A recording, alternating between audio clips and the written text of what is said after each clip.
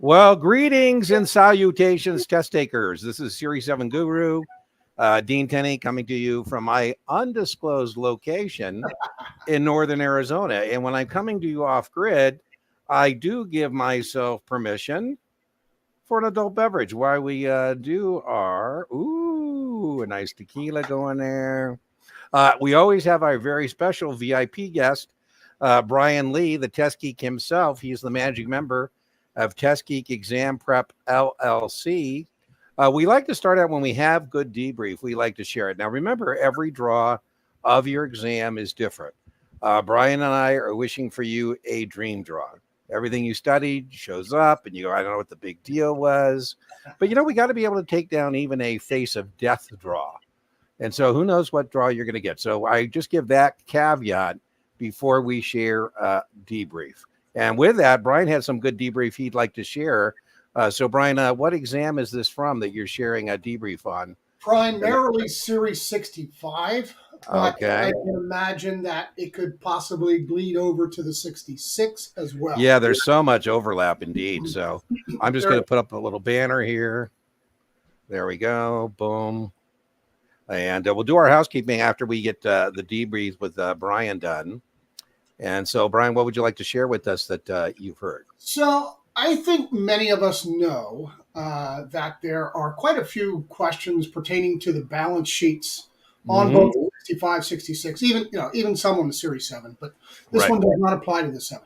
And on those questions, we're often asked to compute the liquidity ratios, either current ratio or quick ratio, better known as the acid test. So they oftentimes will give you a list of items. And of course, you have to know which ones are current assets, which ones are fixed assets, which ones are current liabilities, those sorts of things. So you have to sort through all those. One of those items that you might come across, and I ask you, where would you put this item? Prepaid insurance premiums. Prepaid an asset. I know because I had a business and I prepaid things. So current or fixed? Correct. That is correct. So that would, of course, be included in our calculations for either current or quick ratio. That's exactly right. That's a good one. That's a good one. Well, you would hope. Yeah, I don't know if they're found in the textbooks anywhere where they specifically mention prepaid insurance premiums. Well, it also shows up if I doubt we have any 27s or 28s with us, Brian, but when you have a broker dealer, you have what are called non-allowable assets. Right. And the reason I also know that is because in broker dealer accounting, I'm not allowed to count a prepaid expense as an allowable asset because the idea is if SIPC shuts me down, it's going to take them forever to get back from an insurance company. Exactly. that premium. That's good. That's good. Anything else you got? Yeah, I have one more. Okay. Again, 65 and 66, very common concepts, been on the test forever. It's about opportunity cost. However, have you ever seen a question that asked you to compute the actual amount of opportunity cost? Oh, my goodness. Would that be just the difference, Brian, or not? Well, yeah. I show you a return and then show you what you could have gotten to ask you what the difference is? That's exactly right. So, in other words, let's say we have $100,000. A client has $100,000 in a money market, getting 2%. The IAR then suggests, hey, Mr. or Mrs. Client, why don't you put that into a growth fund? It'd certainly return more over time. Well, the clients are a little risk adverse. They're not that comfortable. They said, okay, let's do this. Let's put $60,000 in the growth fund. The $60,000 then earns 10%. What is the opportunity cost? The difference between what you would have made had you put it all in there would be what I would. That's right. That's exactly right. So there's a couple of mathematical ways. So the 40,000 is only earning 2% when it could have earned 10%. So in that case, it'd be what, 3,200? Yeah. These questions, I call these judgment questions where you kind of nobody's going to get 100 on them. You just got to give it your best shot. And then I would add to that, make sure you have a margin of safety. Margin of safety comes from doing, being dedicated, disciplined, organized, and most importantly, over learning these topics and making sure that you are scoring as high as you can on practice tests when you're getting those marks. So that way, hopefully you can take down any draw that you might encounter. So, all right. So we always like to start off. We got good debrief with that. And now do some housekeeping, and then we'll take care of some questions as they come in, content questions. I'll make it kind of short and sweet on housekeeping. If you do have a content question for us, it's very helpful if you tell Brian and I what exam you're taking before you ask the question, because how they test on things, like Brian was clear to tell you, hey, Series 7s, this isn't for you. Hey, 65, 66, this is for you. So it's just helpful. It's not necessary, but it also helps us pick out of the chat the questions from people who are just here for fun and fellowship, victorious test takers who pop in to give us a morale boost. It just helps us sort the chat a little bit. In terms of supplements, if you're looking for a free supplement, my channel is the best free supplement by far, but you might be looking for a paid supplement. If you're using the channel, please, it's organized under playlists. So you find your series, SIE, for example, there's 3 playlists. There's usually a set of lectures, a set of practice tests and practice questions, and a podcast series for each of those. Some have more, some have less, but most of them have 3 things. If you're going to binge, that's the way to binge. Pick that playlist and then go through it. I think I might change, Brian, like we did our 66, 65 podcast together, and make that the first playlist. Maybe because now I have it last, where people could put a dent in it and see what it looks like cover to cover before they dig in. But that being said, that's the way to binge. The playlist and videos in those playlists are in suggested watch order. If you're looking for a particular topic, please use the channel search bar. So, for example, Brian last week, or last time he joined us, was asked about the efficient frontier, and we commented on that. And if you put efficient frontier into the search bar, that will magically appear for you. And that way you're not trying to dig around, trying to find in 1,000 hours of video content something on margin or overbought or oversold or 529. So when you have a particular thing, use that. Now, in terms of paid supplements, I don't think there's any better paid supplement than a Kaplan QBank, and the Kaplan discount code at checkout for all Kaplan products and services is Guru15. And you can get Kaplan QBank for about $55 with the discount, 3,600 questions on the 7, for example, performance tracker. I just had somebody today, and I said, you need a different voice. Go grab a Kaplan QBank. Now, if you can combine that with Brian's all-in video courses, I always joke, Brian is the best at distillation of these 1,000-page textbooks into something a little more manageable. And Brian has been kind enough on his content to give our viewers a 20% discount, and that's Guru 20. All in on Brian's video series, which covers everything cover to cover. About $100 with that discount, maybe a little tad over on that. We have lots of, but is that about right, Brian? Yeah, 103. Okay. Yeah. And by the way, Brian's also been kind enough to let us use some of his stuff, and he's been in collaborations with me.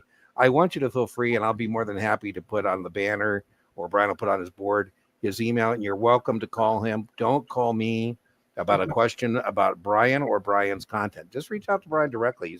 He's more than happy to, talk to you about that. We have other communities. I try not to, if you subscribe to the channel, thank you so much. I mean, oh my God, we're at almost 4 million views. We're coming up on 35,000 subscribers. And I try not to be an asshole. What do I mean by an asshole? I don't ask you to like or subscribe or share. When you hit the notification bar, I like you, but I don't want to inundate you with bing, bing, bing. Dean's got 10 videos up. So if you want to be more active in our community, so the Guru Nation, we have subreddits for all of the various series. Subreddits I like because you can be anonymous. We have our Series 7 for the SIE and the Series 7. We have R66 for the 63, 65, 66. We have R Series 24 for 9s, 10s, and 24s. We have R Series 6 for Series 6 folks. And, I like it because it's anonymous, but a lot of people have said, hey, Dean, I like Facebook. I took some heat from this, Brian. People said, you said you don't like Facebook. Hey, I don't. But if test takers like Facebook, what do I care? If that's their thing, we'll provide a community. So we have a Facebook community called Baby Brokers Doing Hat Tricks. We're coming up on 400 members on that already. Very active community, chats for each of the various series. And Baby Broker is a term of endearment. That's a rookie in the securities industry. And a hat trick is 3 successes in a limited time frame. So that would be, for example, your SIE, your 7, your 66, or your SIE 663, whatever the case. We have some people doing quadro tricks. I don't know. They got to go take a 24 or something after that. But that's pretty common. So you can find us here every Tuesday, 5 p.m. Pacific time. And I think that takes care of our housekeeping. So let's go ahead and see what we got, Brian, in terms of content. By the way, one more last thing. We have on the booking page, we have free things at deantenneytutoring.setmore.com. There's a free live stream next Tuesday after this where we get a whiteboard, and we have some classes. We have an economics class coming up. We have a mutual fund class coming up. These are evening classes that I offer. They're $35, $40. They're very cheap. The idea is that I record them and I offer them as replays, and that's why it's not my $225 an hour tutoring fee.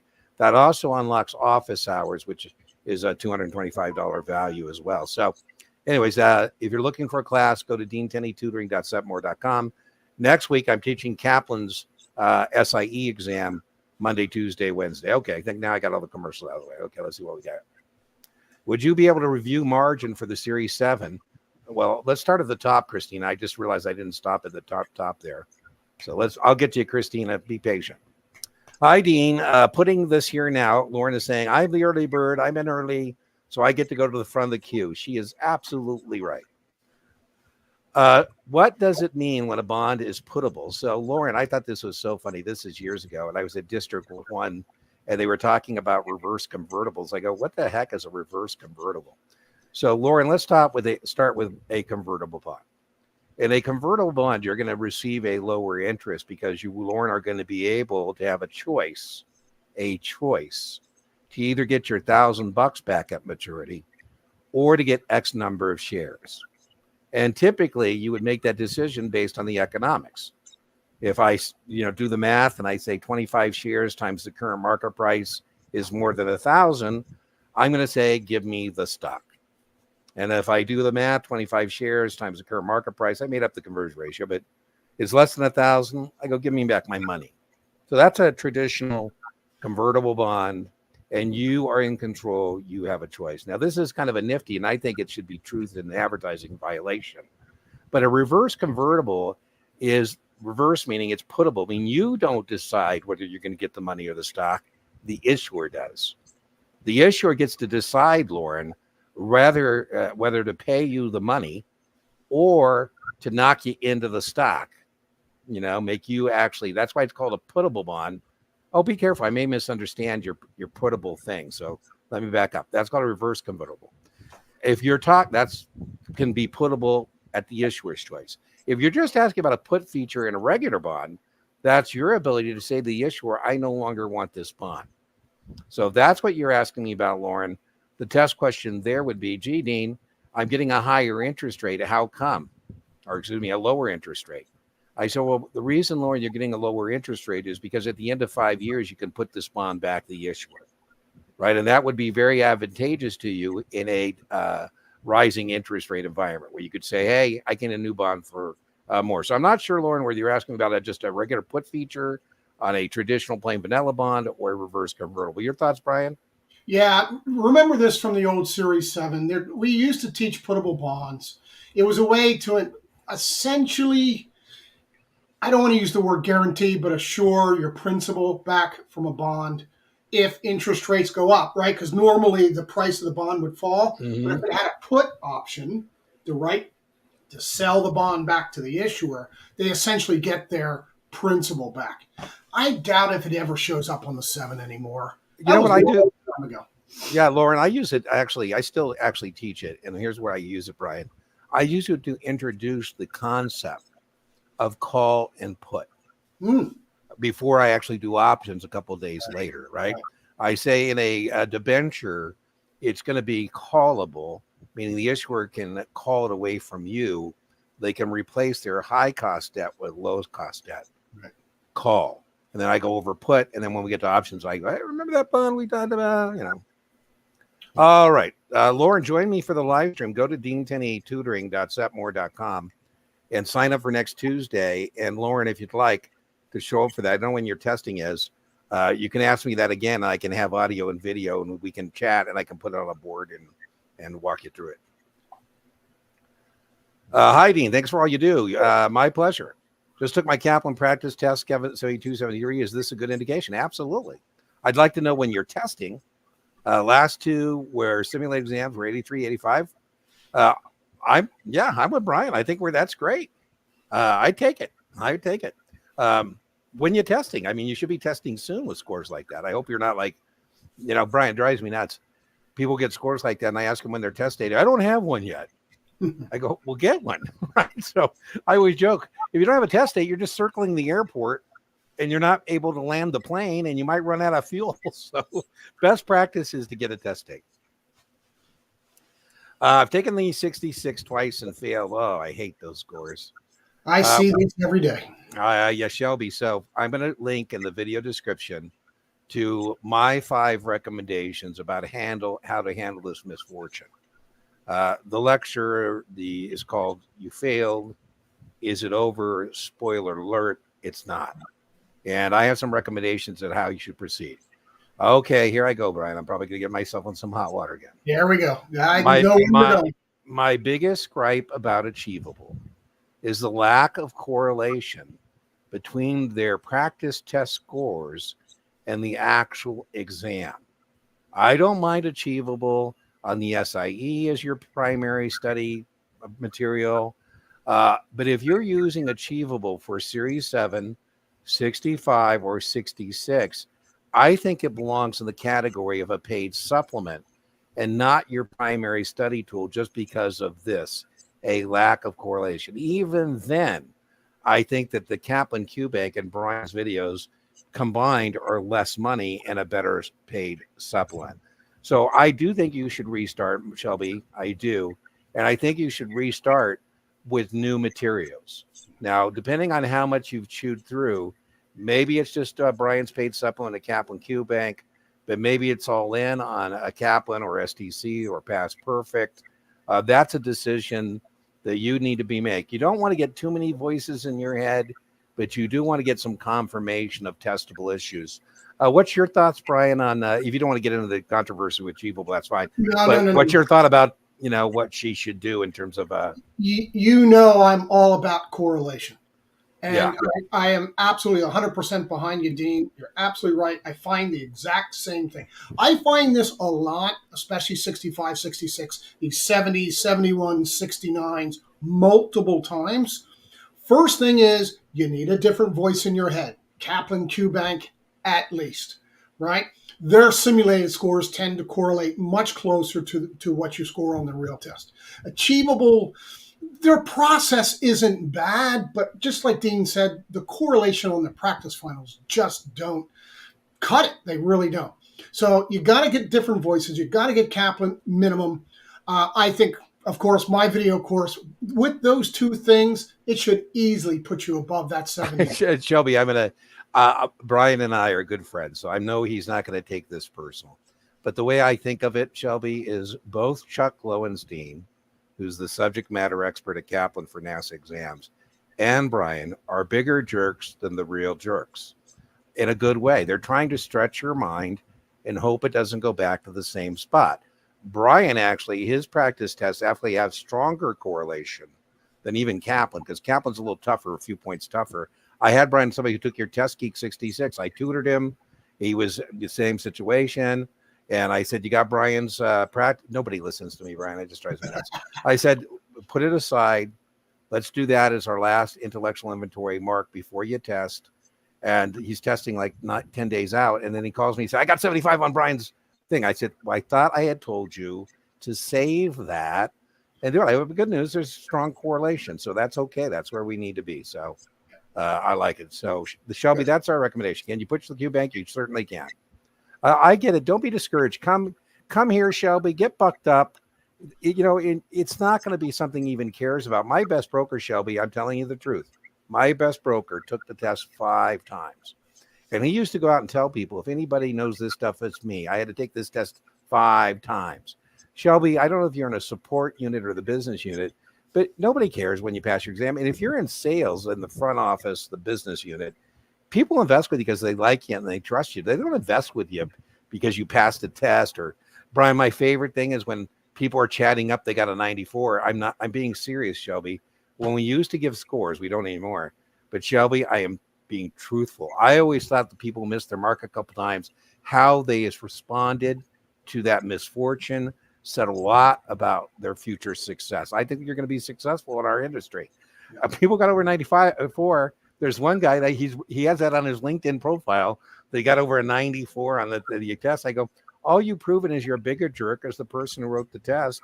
I don't think I'm going to hire you for a couple reasons. One, I'm going to spend more time with you than my immediate family. And if that's the case, I want to enjoy your company, right? Like I was joking about Brian and I enjoy Brian's company. If I didn't enjoy his company, I wouldn't be having cocktails with him and, his significant other. Number two, how am I going to supervise you if you're ahead of me? So I always want to encourage those test takers like yourself that have suffered that misfortune and then respond. And boy, when you do pass, it's going to feel great. And then you're going to say you passed more than one test. You passed the actual test and the test of resiliency. So Shelby, hang in there. Keep coming to us. I'll tell you what I'm going to do. I'm going to do something a little different, Shelby. There's a movie called It's a Wonderful Life.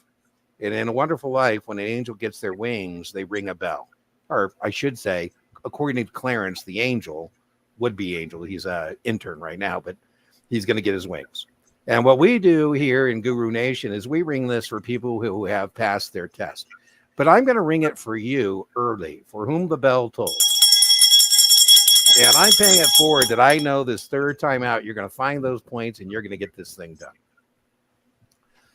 Retail communication, very testable, Andrew.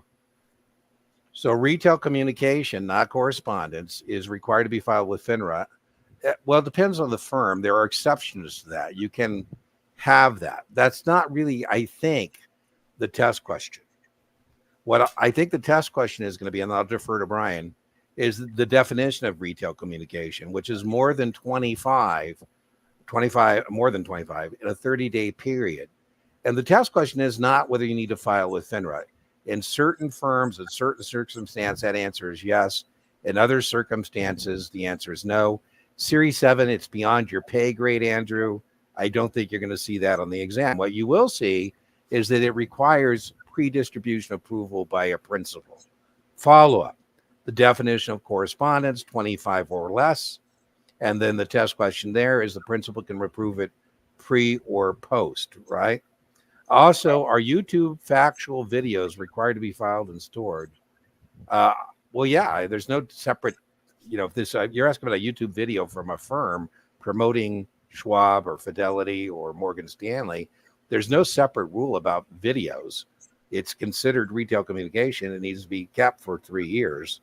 So there's no separate standard there. I think when you get questions like that, they're just trying to do a Jedi mind trick on you and go, oh, YouTube videos. There's no separate thing for that. Brian, your comments on retail and correspondence and whether it needs to be filed with FINRA? You nailed it. It's beyond the pay grade for Series 7. The textbooks like to ask questions about whether it has to be filed with FINRA. As a registered rep, that's not our role. Yeah. Our role is, if we send stuff to customers, does it have to be approved by our principal? Well, if it's sent to more than 25, 26 or more, then it has to be pre-approved by the principal. If it's less than 26, that's 25 or less, then it can be pre-approved or post-approved for any retail communications or correspondence, right? Absolutely.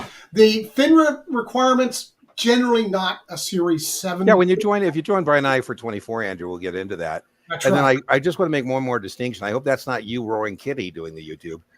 He worked at, I want to say, Mass Mutual, and he was a Series 7. And they got in trouble for failure to supervise because he had this whole alternate thing going on YouTube, right? So I just want to clarify, if that's a YouTube video from a rep, you better be damn sure that's approved, and you better know what your firm's written supervisory procedures are about social media. If it's a firm video, that's a little different.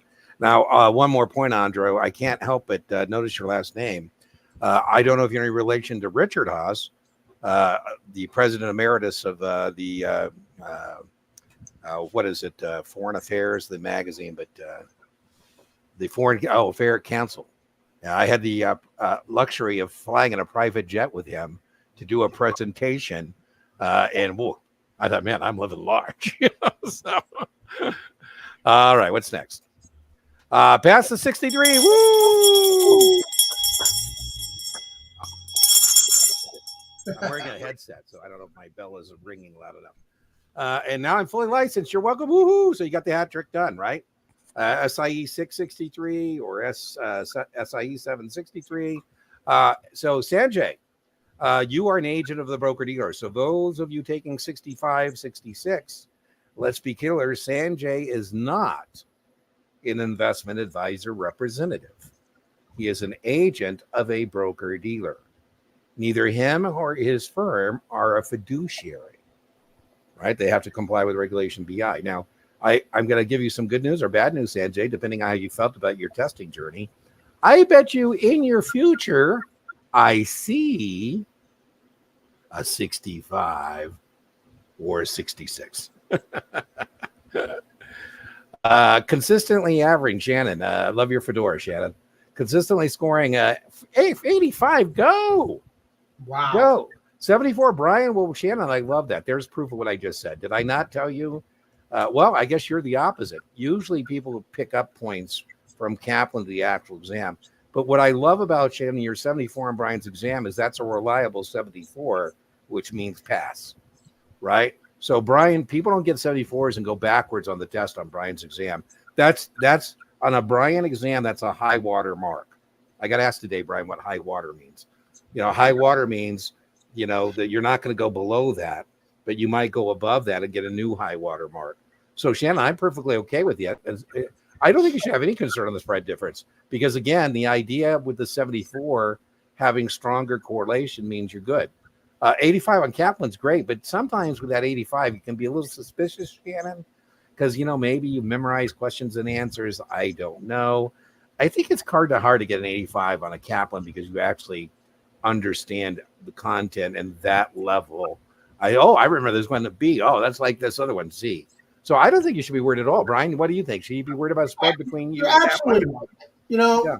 Dean, you and I see thousands of people, tens of thousands over the course of our career. Mm-hmm. And you always get differences, discrepancies, spreads between different publishers, my stuff, their stuff. It's hard to diagnose exactly, but you're absolutely right, Dean. If you start seeing 85s and above on somebody's material, I start getting suspicious, like, okay, you probably have done too many of those. You're starting to see the same ones. So your brain then goes to Test Geek's final, looks different, smells different, feels different. The score's going to come down a little bit. Yeah. But still, you're making the grade. Shannon, one more point. I don't want to put out negative vibes. So I don't mean this. This could sound negative vibes, and it's not. But the other thing I would say is that very, very rarely, a statistical anomaly. We do have people, whether it's Kaplan or STC or Past Perfect or training consultants, who Shannon score those 85s, 90s, don't do a Test Geek, some other thing, and they miss their mark. And all of us go, well, what the hell happened? You did everything we asked you to do in those very limited circumstances. Shannon, I just want to make sure people understand the vast majority of people who are getting those scores. I had a guy get a score and I was tutoring him. And I said, I want to tell you kudos because I know what dedication, discipline, and organization, Shannon, it takes to get an 85 on a simulated exam from any vendor. So I give them kudos. In those very rare circumstances that somebody can say that, and now it's good that you kind of got that kind of, brushback from Brian. I don't want to call Brian the brushback. It lets you know that that's a score that works. So I would say no, you're in a good spot. No worries. Brian and I both think you're going to pass. Brian, when he was in charge of training Shannon, wanted to be able to tell his supervisors whether Shannon is going to pass or not. So backstage, if you got a 74 on Brian's exam, he would tell your manager that you are going to pass. Right now, if Brian's manager said, "Hey, you got an 85 on Kaplan," I go, I don't know. Could I review margin? So, Christina, the first thing I would tell you about margin, I get weak sometimes, Brian. People ask me, do I have to read the book? I say yes, cover to cover, as close to one setting as possible, with no notes. And then you're going to have to read it again with a highlighter. So 2 times all the way through, cover to cover. Oh, they're incredulous.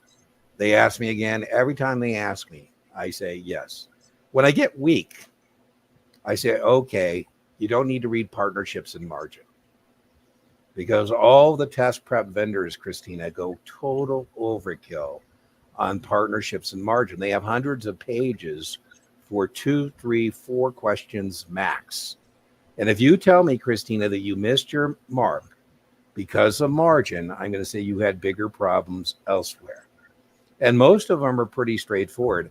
I felt bad, Christina. This person's firm was using Past Perfect, and they wouldn't let her move on to the next unit until she was getting over 80, 85% in each of those units. And she paid me $225 an hour, Christina, to do the Past Perfect margin questions with her on a shared screen. You can find that in my playlist of video replays, and it's called Margin Questions from Hell. And I felt bad saying, we're spending time on things you're never going to see. I also have a lecture, and the title is, Christina, Don't Overdose on Margin. It's not a big deal. I had a Merrill guy. I love when people do listen to us. I said, you've earned the right for all your hard work to ask any margin question you want, and I'm going to answer it. I do think your time would be better spent elsewhere. Now, I'm going to give you, Christina, what I think are the 3 or 4 straightforward questions, and then I will link in a video description of this replay a couple margin resources for you that you can watch at your leisure. And I always say you don't need to do more than what I'm telling you to do, which is watch that video. I have a margin class replay. You should definitely know the documentation required to open a margin account. You should definitely know the credit agreement, where we tell the customer that he's borrowing money, he's paying interest based on broker call. You should definitely know the hypothecation agreement, where the customer says he understands he's pledging his securities as collateral for the loan, and he's going to have the securities in street name, the name of the broker dealer, doesn't meet the responsibility. Both those documents, Christina, are mandatory. I say, Christina, we have other customers who wish to sell short securities. Would it be okay for us to lend your securities to those customers? That's called the loan consent form, and it's optional. I would definitely, Christina, know the $2,000 trick that you encountered on your SIE as well. The initial in a $2,000 margin account, either pay in full or $2 to $4 grand, pay 2. Definitely would know that. I definitely know 25% minimum maintenance long, 30% maintenance short. I would know the classical margin equation long market value minus debit equals equity. I would know the classical margin equation short, credit register minus short market value equals equity. And I think I got most of those in there. Brian, just for your own edification, I got some really, but by the way, now close your ears, everybody else. This is only for Brian and I and any 24s. On debrief, somebody got asked about margin requirements for levered ETFs. Have you ever heard of that question, Brian? I've never heard of that. I believe I have. It's been a while. And it's 20. This is crazy. It's 25% and 30. No surprise. And then you multiply it by whatever the 2x or 3x or whatever it is. So it's great. That's right. Yeah. So Christina, I think that was helpful. Is there anything you would add, Brian, to that margin thing? I saw your whiteboard. Let me just put you in the whiteboard. I would. Back away. There you go. Yeah. Okay. I just wanted to reinforce exactly what Dean is saying. When Dean and I took the Series 7, back in ancient times, there were 7, 8, 10 margin questions, and the textbooks really haven't cut back from that since 2018. There are consistently 3 to 4 margin questions. Now, I would add 2 things to this. It's so common that everybody struggles with these. It's a relatively easy question, Dean, if you don't mind me usurping. Yeah, go for it. The loan market value minus the debit balance equals equity. I would go one step further and also know the loan value, which a lot for of excess and SMA. Yeah. Okay. which a lot of textbooks refer to Reg T. It's simply 50% of the loan value, because that then gives us SMA, which then gives us buying power, which is 2 times SMA. So these are pretty common questions on the series. Christina, I got to tell you too. Yeah. I get so many people who are in the weeds on SMA. As I told you, Christine, you're welcome to join me in the live stream overtime next Tuesday with a whiteboard. I'll just do some, I call this the initial setup and then a mark to market. Right. So we should be able to do the initial setup and then a mark. Brian's point, by the way, Brian, I had a guy in class. I love this guy. I used to slam, Christina, this stuff down your throat. I'd say you need to know all of this with 100% accuracy. When my brother came to work for me, Brian, he said, well, how many questions are there? When I told him margin was 3 or 4, he threw the entire chapter into the trash and said, I'm just going to guess B. I'm going to assign it to the universe. But anyways, I used to teach, I probably spent, I don't know, Brian, 2.5 hours on margin in a Series 7 class. I had a guy named David, and he just really, Christina, I thought the pushback he gave me was good. He said, Dean, I used to start every class, Christina, live class, by saying, what do you want to help in? What do you want to get out of this our week together? And almost always people say margin and options. And then I always say, well, of the two, options are the bigger deal. And this guy on margin, when he passed, he goes, Dean, you did me a disservice. This is before I went to the model 3 or 4, don't worry about it. And he said, I spent all that time. And he said, Dean, I could become a margin clerk based on what you taught me. And I really think I should have spent that time on munis or mutual funds or options. I think that's truthful too, Christina. I think that's truthful. So be clear, Brian and I didn't say you don't need no margin. We said in terms of waiting, do that. And if you want to watch the videos replay of, you got all kinds of things on the channel resources. You have tutoring replays on margin. You have margin class replays. You have a margin lecture. As I told you, if you want to join me next Tuesday night, it's very much like this, except it's a video and you're live. You can actually talk to me. There's a whiteboard, and I'm more than happy to do some margin questions and walk you through what Brian has on his board there. Hey, Dean, any debrief on Series 10 lately? The answer, Eli, is no. I'm joining during debrief, so no worries. I haven't any 10 debrief. It's harder for us to get 10 and 24 debrief, Eli, because there's just not the numbers going down there. Brian, have you heard anything on Series 10? No. I think Series 10 is a slog, Eli. Slog, man. Just a lot of stuff. I mean, I think that 10 is one of the tougher ones. And I don't think it's changed in 10 years. No. I mean, I would suggest, Eli, if you can, maybe after you take your 10, go take a 24 because there's a lot of overlap. Yeah. Adopted uncles. Well, there you go. That's funny because I should have worn my uncle. My brother has a chow, Brian. His name is Scout.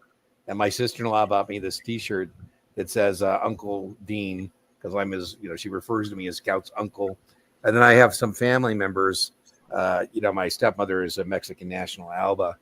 And, I don't know if it's unique to Alba, but I consider it an honorific title. I have all kinds of cousins who refer to me as their uncle. I sometimes want to say, I'm not really your uncle. I'm really your cousin, but hey, I'll take it. So thank you so much, Banana Bowie. I love the honorific title of being uncle. I'll accept the honorific title. Studying the 10 with 10 days left. 10 for 10. Yeah, that's a tough. I joke. I'm not joking. It's a slog. I'm sure if you guys are here, I'm hoping you're on the channel. I do have a Series 10 practice exam where you can watch me do it. I haven't had anybody volunteer, Eli or Banana. Listen, be careful what I'm asking and what the offer is. I have shared screen practice tests that I do with people.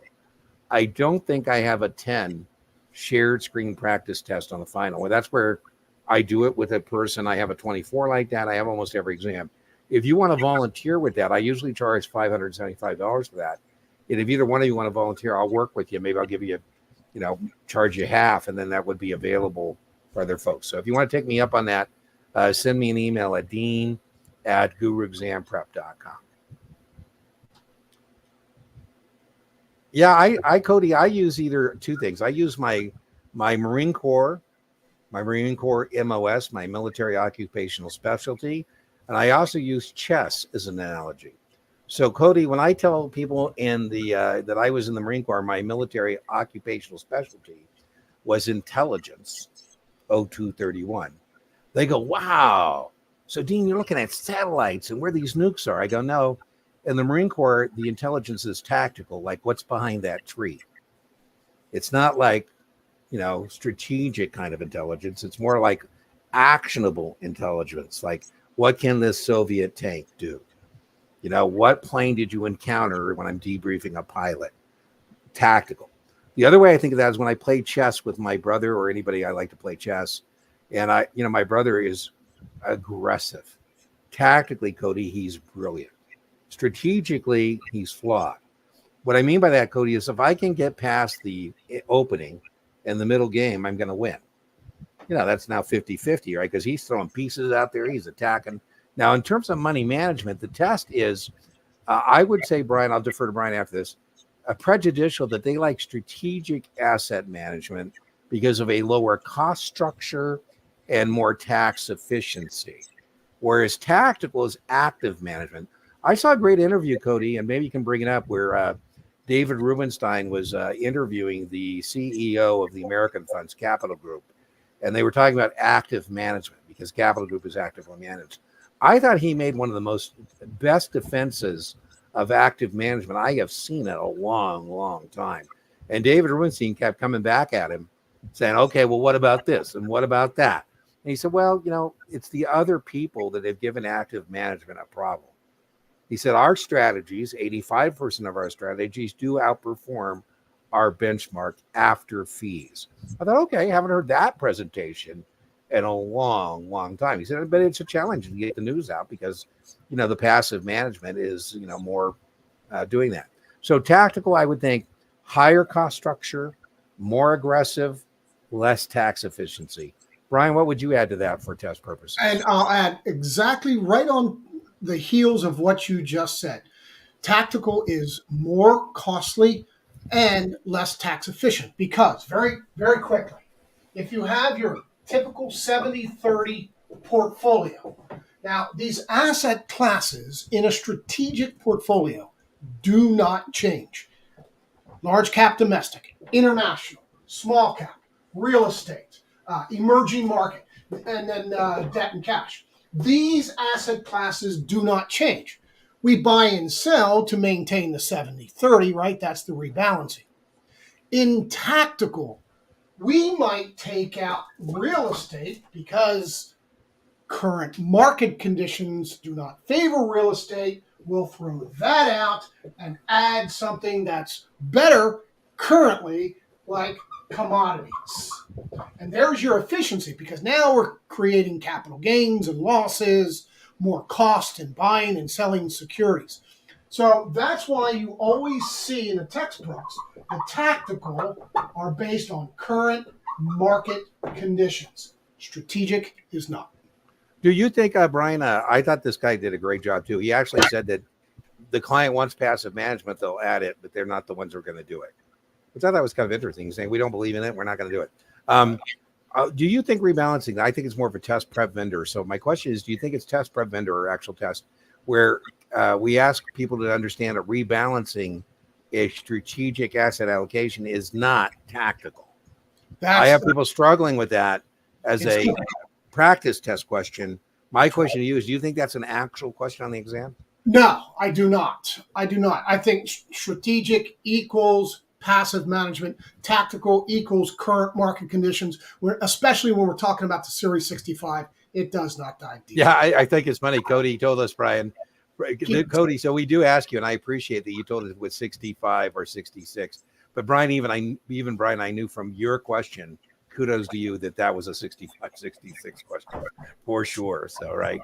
So thank you though for telling us. On top of that, say the textbooks, there's a reason why they're 640 pages because they go so deep into this stuff. Keep it simple. On the test, you don't have to do the deep dive and make assumptions and start. Yeah. Oh God. Yeah. We don't want to go there. No.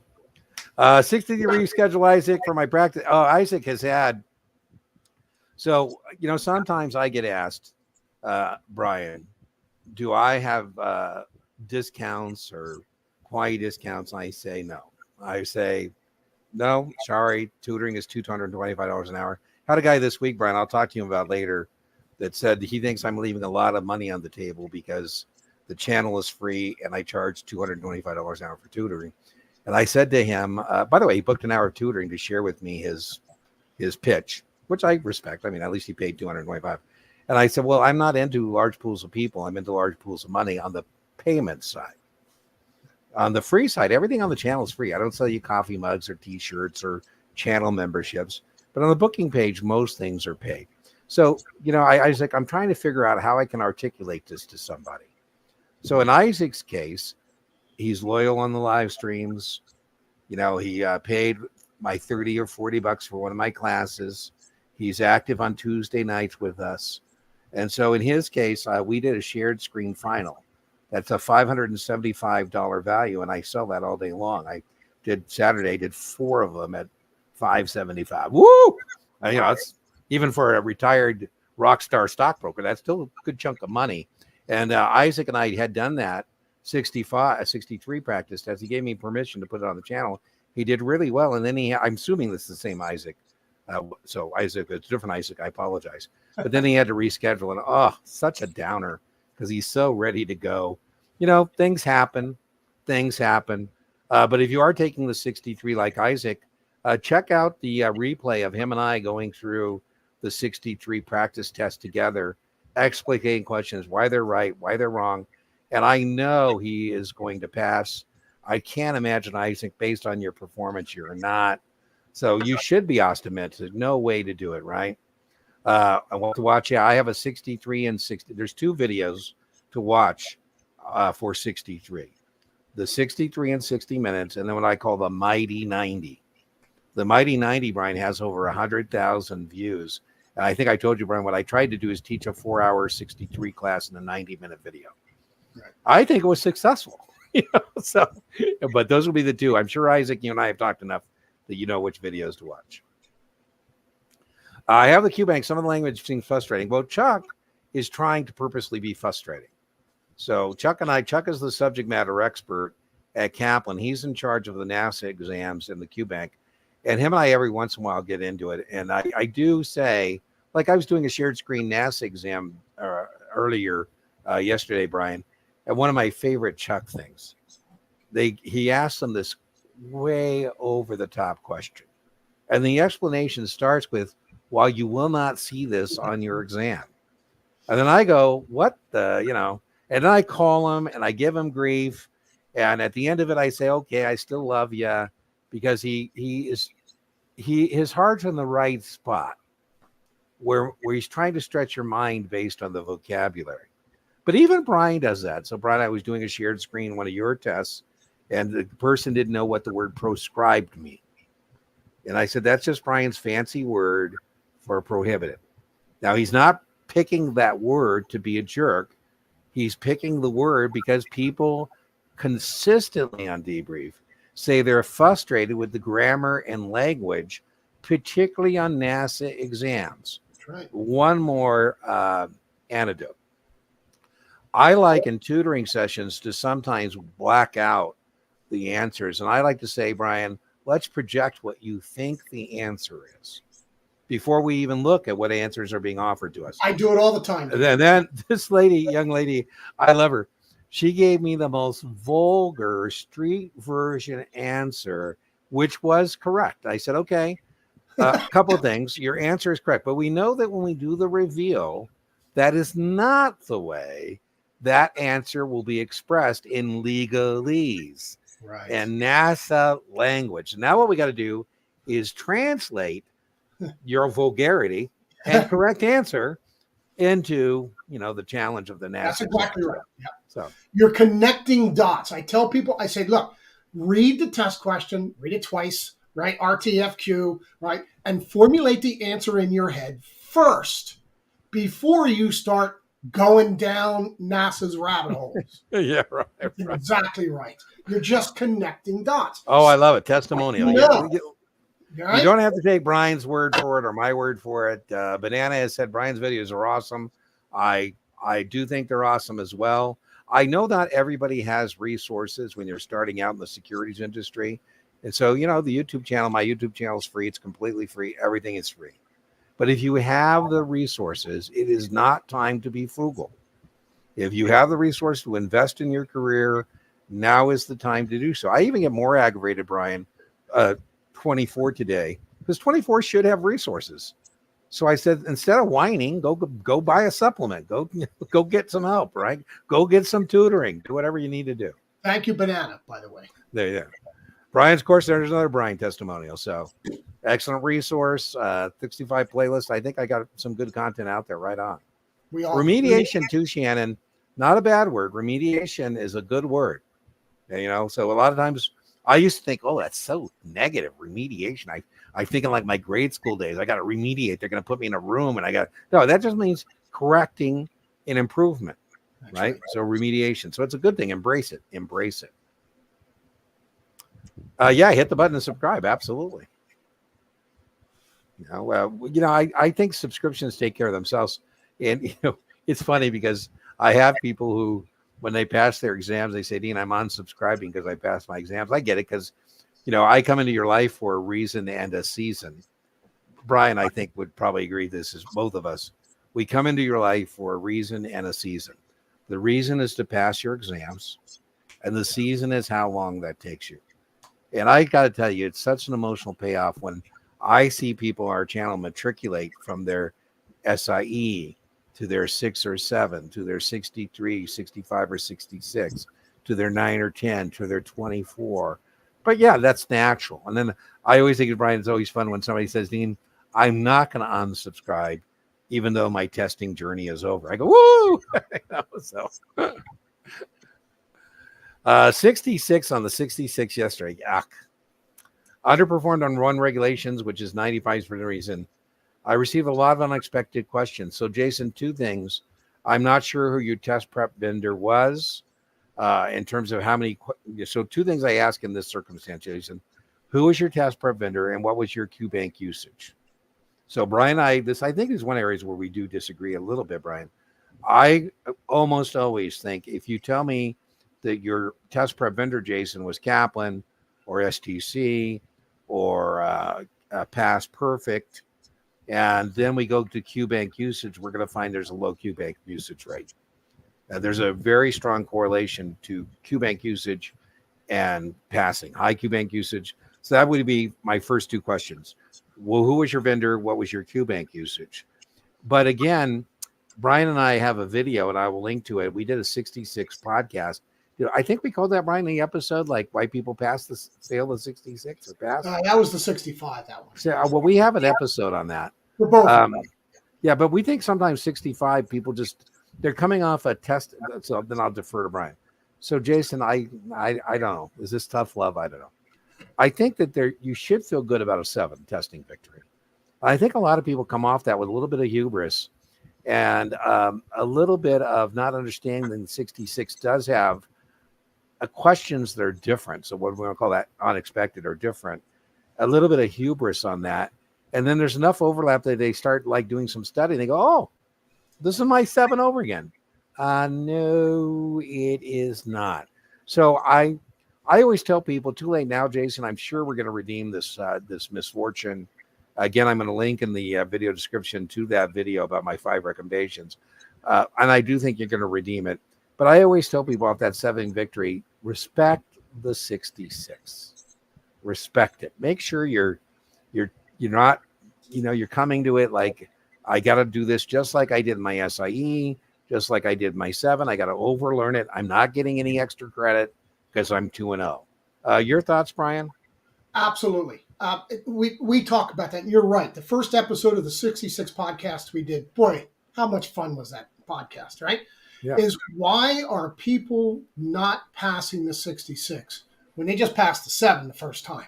It does have a lower pass rate than the Series 7 does. Dean believes there are certain reasons for that, hubris being one of them, but also some content. The 63, 65, 66, what we call the NASA exams, got to be supplemented. They absolutely have to be supplemented, whether it's Dean's, whether it's mine, whether it's both, whether it's Kaplan's QBank, it's got to be supplemented. we're not so far apart on the number of questions we do. I like a high volume too. I just don't like 4,000 of them because of Chuck going down the road. Yeah, no, I'm with you. I'm with you. Right? I'm for the high volume, no doubt. I'm just Mm-hmm. not for the 4,000 practice. I get it. Okay. Jason, this is so up Brian's. This is right in your wheelhouse, Brian. Brian has been working. I'm probably putting on a song, Jason. He's been working at length about the negatives or downsides of transfer on death. I hope he's ready to share. He's been sending me emails and things like that. Man, I don't know why Brian's so interested in it. My guess is probably debrief. He's got some reason why he's so excited about the downsides of transfer on death. So, Brian, I'm going to put it over to you and your board and let you tell us why you. There's a reason why I'm so excited about this stuff, because I'm a test geek, right? That's why I'm so excited about it. But, all of us who have been in the business, right, think TOD, transfer on death, is a great thing. I actually had one for my mom's account, right? You can talk to hundreds and thousands of people who have TODs. We think they're great. And then there's a question that says, what's a disadvantage of a TOD? And we're thinking, let's see, it avoids probate, so it doesn't have to go through the estate process. Once mom passes away, assets just come straight to me. I can take care of her stuff, blah, blah, blah. We don't think of TODs as a disadvantage, right? So, question shows up on the test. What's the disadvantage of a TOD? And we're thinking there is none. They're beautiful. They're wonderful. However, I got to thinking about this a couple of ways. Okay, for test purposes, we always teach it avoids probate. It avoids probate. It avoids. Well, how could that be a disadvantage? Well, it's not really. You still got to pay your estate taxes if the amount is, over 1.4 million or whatever that is. So that's one disadvantage, I guess, right? You still have to pay estate taxes, but because mom sent her 1.4 million to me in a TOD account, my brother or brothers and my nieces, and the SPCA, who in the will says you shall get 1.4. Well, guess what? Those people in the will, they're not going to get 1.4 million. They lose those testamentary rights. Okay, if you say so, I'm happy. I'm taking care of mom's stuff just because the SPCA doesn't get 1.4 million. That's the disadvantage. Still have to pay estate taxes, and there's a loss of testamentary rights to those in the will. Jason, I got to tell you something. I just want to thank you so much for joining our live stream tonight, because you can see how spirit-filled Brian is about this. He is indeed the test geek. I don't ever think I've responded to his solicitation. Dean, what's the downside of he gave me another one with a SPAC. The public offering price is 10. I mean, Brian will track down a real test question. He doesn't track down non-testable items, but Jason, I just warms my heart that you're here and ask that question, because I feel like that was a fast pitch to Brian where he could hit it out of the park, and he's been wanting to do that for a long time. And again, remember, the point is it's testable. So anything else, Brian? I think that was being the test geek. I just I hate the NASA exams to the point that I love them. I just don't think it's fair that Series 7 folks who work so hard, hundreds of hours on the 7, and then fail the 66. That to me is not right. Yeah. So Jason, I just think I'm just because Brian's my friend, I was spirit-filled to see that in the chat, because I go, oh man, Brian's gonna love this. Daniel's one of our other loyal viewers and users of the channel. He's like my friend Isaac. I got to figure out a way to distinguish. I don't want to sell coffee cups and mugs or something, but I got to research their way to give people badges on YouTube or whatever for our loyal, users of our content and in our communities, Guru Nation, and Daniel's certainly one of those. So my shout out to you, Daniel. 66. Confused about Form ADV Part 1. I think that's as being about the firm. Part 2 is very much, I think, more testable. I'll turn over to Brian. That's about the people. who are managing the money, and that's the disclosure document. So I wouldn't go so far as to say blow off Form ADV Part 1, but I would say that disclosures on the 66 are at least 10 questions, and a big part of those disclosure questions are about Form ADV Part 2. Part 1 is about disclosures you're making to regulatory authorities. Part 2 is about disclosures to customers, and that's always more important. Brian, your thoughts? Is there a way to take care of that? I've got a really short kind of synopsis for both parts 1 and 2. But again, my test geek brain says it's probably more than you need for the test, but it's a 1-pager. And on the back, it's got a little chart that shows you what's in 1 and what's in 2. Secondly, though, I think we talk about language on the 65-66 exam. You must know Form ADV Part 2 is a synonym for the disclosure brochure. I agree with that wholeheartedly. So you might, Daniel, I'm going to make the offer for Brian. He can accept or reject. Please. Brian has been so nice to our viewers in terms of discounts and offering things for free. He offered his free cheat sheet. I think if you send him an email and ask politely, he might be willing to sell you that, send you that. Send, not sell. So what's that? Yeah. Oh, there you go. Send, not sell. Okay. Do me a favor, Brian. Put your email on the board for Daniel so he can send you an email. Brian at testgeekexamprep.com. There you go. Perfect. Don't you have a banner anymore? I do. Let me see if I can find it. I got to redo my stuff backstage. Gotcha. We're over an hour right now, but let me see. I might. Let me see. Yeah, it gets a little long. Yeah, let's see. Because I add stuff and then I delete stuff. I'm going to do it right now. I got to make it. I'll save it for last time. Brian at Test Geek Exam Prep. Examprep.com.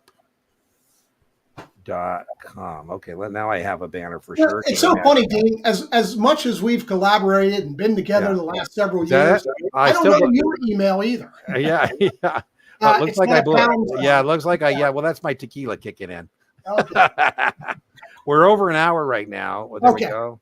So let me get this done. I want to make sure I got that. There we go. Is that correct, Brian? That's it. You got it. Okay, perfect. So there you go. And we do a drawing. It looks like it's time for a drawing. Let me just see if there's any more comments that we haven't got to. Oh my goodness. I don't know. Brian doesn't have to stick around. I think tonight I might stick around. I think I'm going to take care. We do a drawing at the end of our hour, and we're at the end of our hour, and I'm pretty much a stickler for starting on time, ending on time. And I'm just seeing how many people we've left out there. Micah McLean. What should an elderly lady with limited resources do if asked to invest in? Proceed, drop the client, ask for a letter of competency. I don't know where you're getting some of your questions, Micah. I would like to know more about that. I personally would not accept this person, because my compliance mind says could be a problem, is a problem, never be a problem. And I just wouldn't do business with that person. But that's just me. I don't know if I don't think that's a test question at all.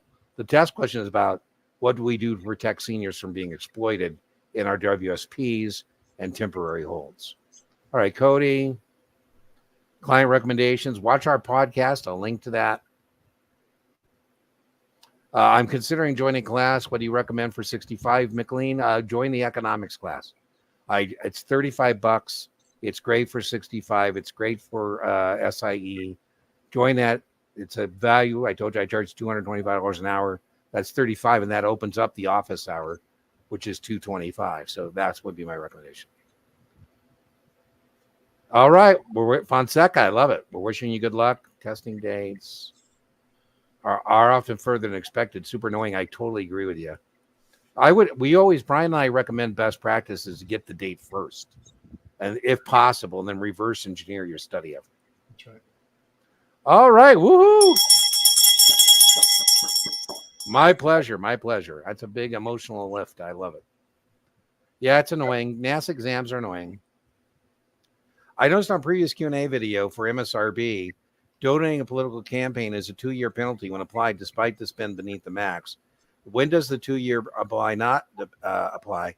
I might, Banana, I'd like the actual question, screenshot it, send it to me at Dina at guruexamprep.com. But in competitive offerings, it doesn't apply. Because competitive, we're bidding based on who provides the issuer the lowest net interest cost. That would be my answer. Brian, what about you? That's it. That's the only thing I can think of. Yeah. There you go, podcast. Okay, time for the thing. Don't get ahead of me. Don't front run on me, Brian. I got to find the tool for. I'm not. You warned me about that a couple weeks ago. Yeah. So don't front run on me. And okay, there we go. And Brian, what say you? I usually let Brian, when he graces us with our presence, I let him pick. Oh, I love it.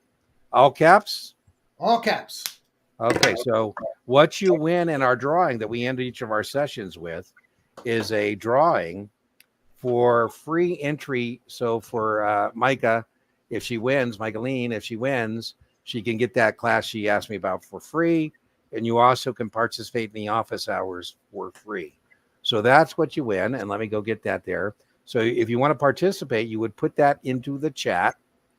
And let me go get put that up on the screen for us. Boom. And is that showing up, Brian? Yes, it is. Looks good. All right. So if you'd like to participate, put Summer into the chat. And then we'll hit the drawing, and then you need to send me an email. Listen, I am so disappointed in myself, Brian. I pride myself on returning emails and being on top of things. I literally have so many things going on from the channel.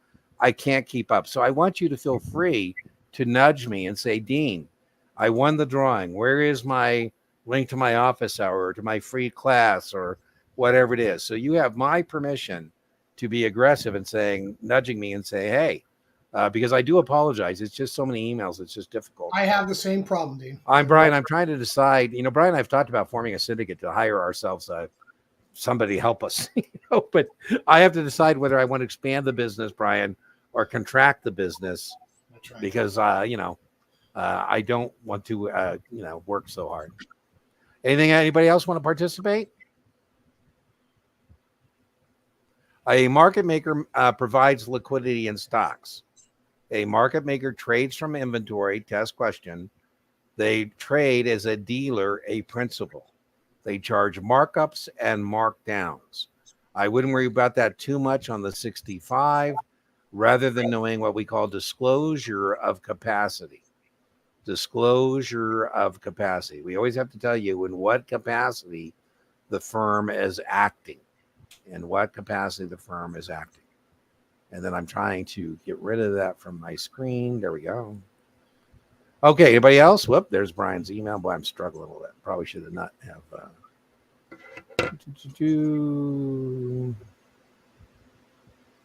Boom. All right, here goes. Boom. Marcel, if you win, I don't know if you're still here, Marcel. I'm sorry I didn't get a chance to give you your personal greetings and salutations. I know you're coming to see Brian in August. And you're going to have a great dinner on our behalf. We're going to take care of you at the new steakhouse that you were kind enough to take Mom and I to. Brian and I are going to take you again. Brian says they've leveled up in terms of that, which I think they were good to begin with. But if Brian says they leveled up, I think you're in for a great, great dinner when you come out and join us in Las Vegas. Tanya, so you need to send me an email at Series 7 Guru. Let me fix my my banners. guruexamprep.com. Boom. And let me put that out there. So send me an email saying you are the winner, and then I will send you the link to what you've won. You've won free participation in office hours for paid students. So you could just go ahead and register for that on the booking page, which is deantenneytutoring.submar.com. You've also won a class of your choice at that same booking page. And so you can just book there. When they ask you for payment, just say, hey, Dean, I'm the winner. If you find that too complicated, send me the email and I'll override the payment system so that you can join us for that. All right. So back to Brian and I. Remember, inch by inch, your exam is a cinch. And Brian, you say? Keep it simple. Stay with what you know. You take the test. Don't let the test take you. All right, everybody. We'll see you next Tuesday. 5 p.m. Las Vegas time.